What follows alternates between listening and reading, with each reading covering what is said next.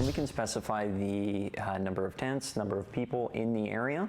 Josh Burton is one of the outreach workers in Abbotsford that is using the city's new app called Community Homelessness Information, or CHIA, which tracks data related to homelessness and helps workers address services when and where they're needed. Available shelter spaces, some of their locations depending on if they're publicly available, as well as local encampments, day sites, sleeping sites, and whether or not those are active or inactive at that time.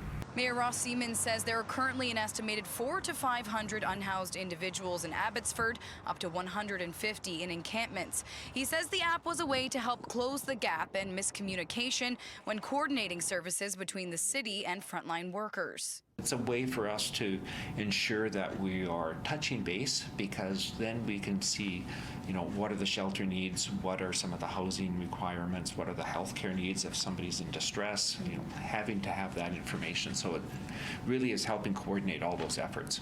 Since it was launched in mid-February, the city says the app has been used to log nearly 300 site visits by outreach workers, including check-ins, service deliveries at encampments, and day sites around the city.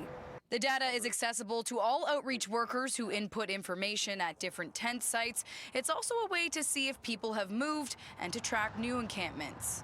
We're able to see whether or not water has been provided recently, food and harm reduction.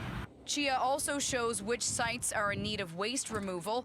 It's an app designed to provide real-time information in hopes of improving services in a more coordinated manner. Making sure that we have that data so that we can go to the provincial government and say this is what we need here and this will help.